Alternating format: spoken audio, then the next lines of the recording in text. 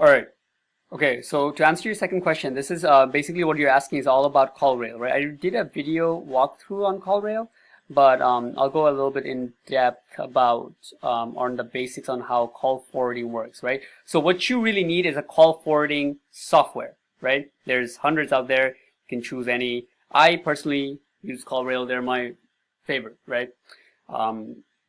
Yeah, they're okay. So let me explain call forwarding a bit. Call forwarding. Okay, that's what it's called. All right. So basically, let's say you get a client and his phone number is 888-320-3333, whatever. If you were to call this phone number, if you were to advertise this phone number, there's no way for you to for you to intersect, right? There's no way for you to record that. That's illegal. There's no software that can do that. If there is, let me know. Because if you have a direct cell phone number that somebody is using from a carrier like AT&T, T-Mobile, and things like that, there's no way you can see. There's no way to prove that the traffic you're sending them is from you. They're advertising their own business, and they will. So that's why you get a third-party call forwarding company that gives you a side number which you're able to advertise, and every person which calls that side number, you own it. You own that number, right? You pay for that number and you own it, and every person who calls that number, you're able to record it because that's allowed. So let's say that number is going to be 777-884. I don't know, man. Whatever. Okay. So now when people call this number, it will go to straight to here. I don't know how to draw an arrow up here, but you get the point, right? Anybody calls this, it goes straight to this. That's the main function CallRail does, right? So very simple, right? Hope that makes sense. You're able to put messages. Anybody who calls it, you can say like, this number will be recorded for quality and something purposes, right? That thing you can say anything you want. You can also have a message for your client, right? Both sides. Anybody who calls it will, and the person who's receiving in the end, which is your client, right? Which is the business owner, can also like call from your name, call from this media, call from AdWords, whatever it is that you told them you're sending it from, to let them know that this following call is from that. I personally don't put that. I just send them an Excel in the end of the week with all the calls that I sent them, right? Now, I think that you asked that, right? How do you track this? So, all right, this is what CallRail's thing looks like. Okay, it's very, very simple and awesome. Okay, you see, 5 calls for Stephen Queens, 2 calls for Westchester Lewis, 1 call for Westchester Lewis, 6 calls for Stephen Queens. You see, it says the dates and it goes by how many calls came. Now, I don't want to show you these numbers, so I'm not going to go into too much. But if you go into, all right, let me take this out. Okay, God, wow. Anyways, whatchamacallit. So basically, the software lets you do that. It lets you track everything of everybody who's calling. You get to listen to every conversation. So here, let me pause this. I'm gonna go to one of the pages.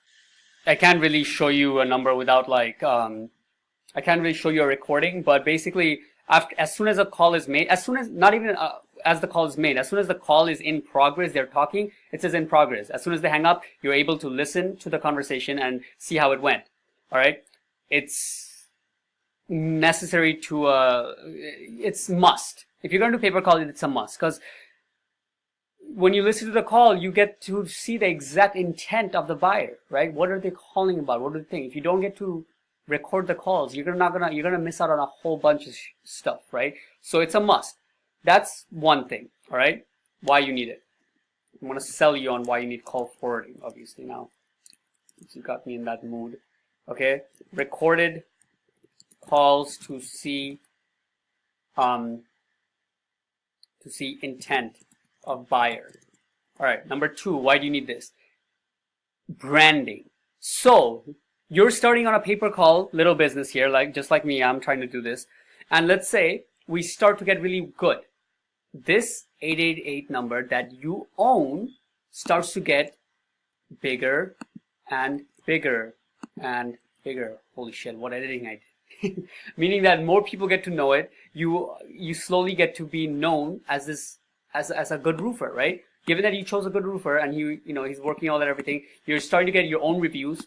If you're like doing this for the long term, you should be building sites on the side. You should be getting Google listings under the map for this, all with this number. And you should give a general name, right? Like best roofers Queens, maybe a little bit more interesting. But you get the point. You're building your own brand, and you're not even a roofer. You're just selling the calls, but you're building a brand around this name and around this phone number.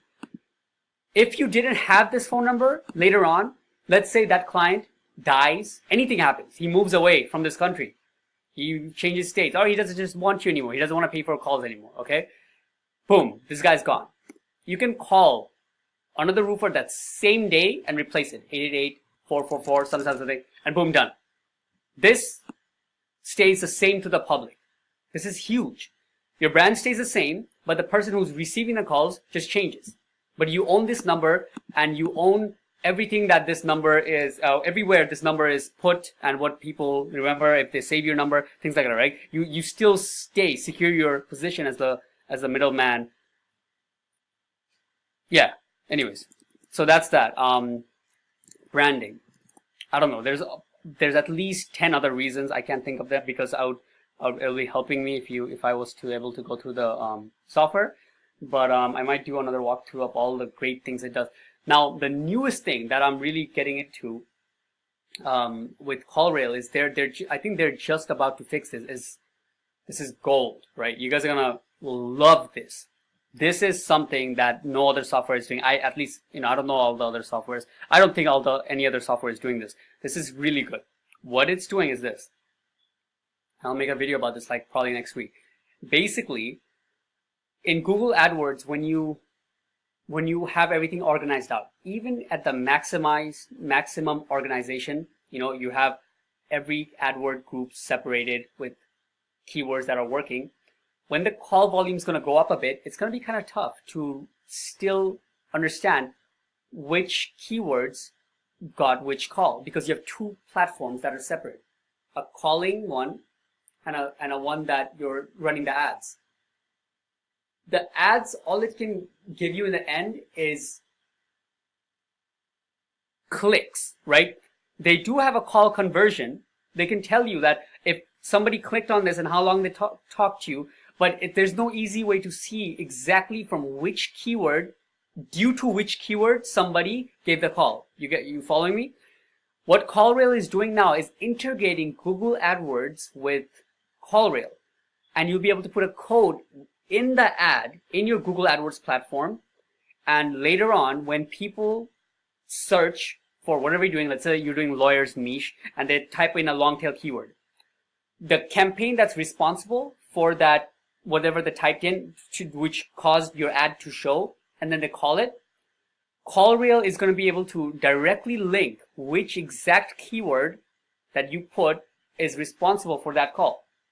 So if somebody calls you later on, they are looking for like lawyer, I don't know, lawyer shoes, whatever, anything other than what you're looking for, and you'll be like, boom, this keyword is the one that's getting me bullshit calls, so I'm going to remove it.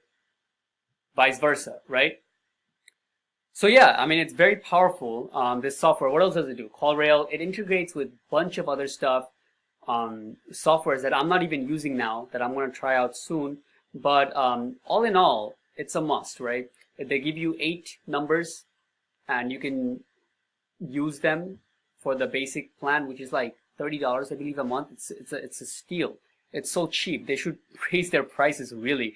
I mean, I'm paying for software like Scope Leads and things like that just to send emails, and that's $67 a month, right? And this is something way more, I don't know, just feels like much more. Anyway, so yeah, I hope I answered your question at least. Let me see.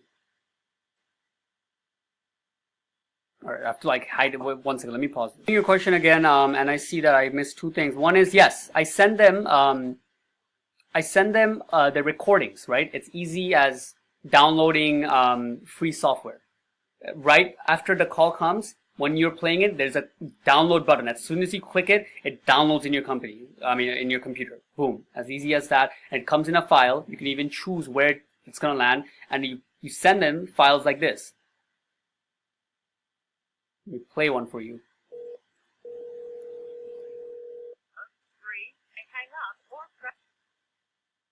You see, that was a bullshit call.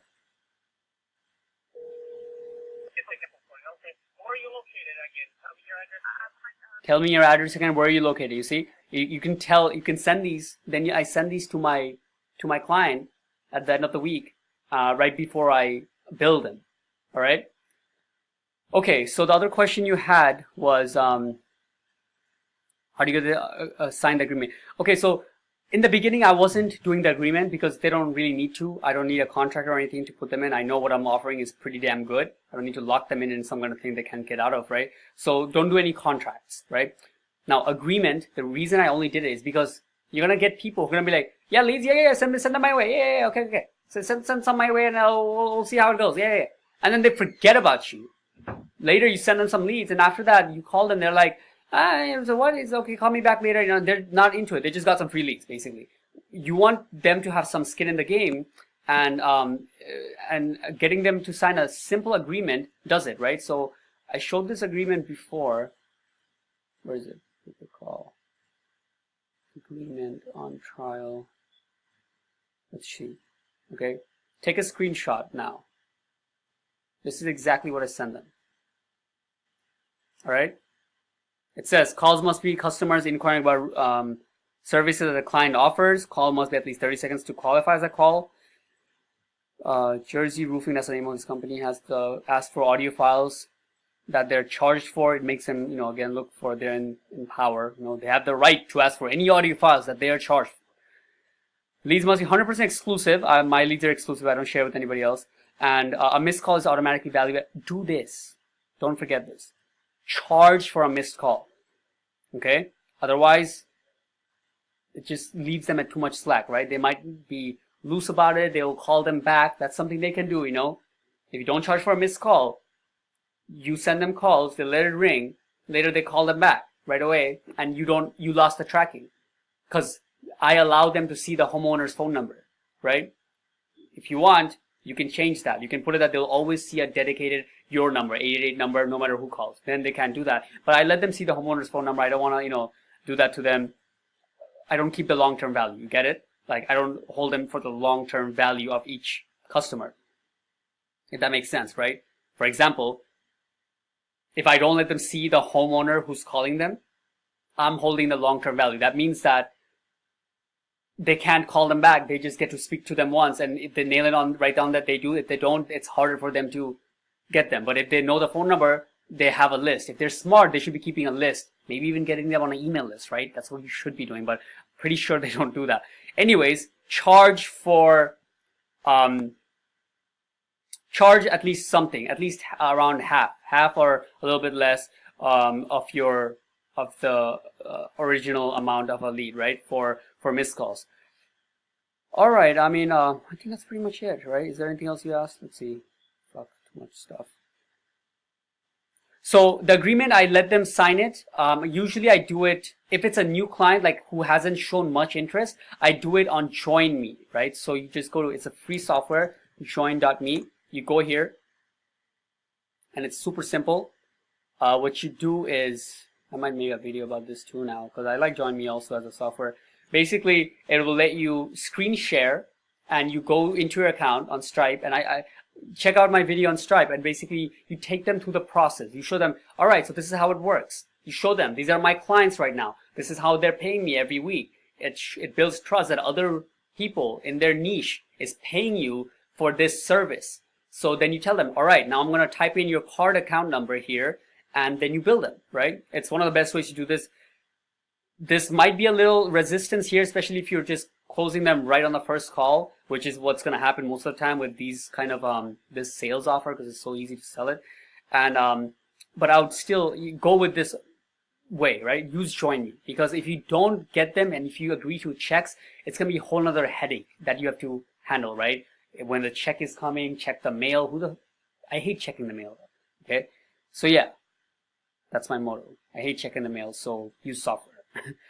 All right, so yeah, so that's my answer to that. I might make a video on how to use Join Me, but it's really simple. I might just make it just so I have more videos and I feel cool and stuff. I'm a guy who makes software videos, reviews. Anyways, guys.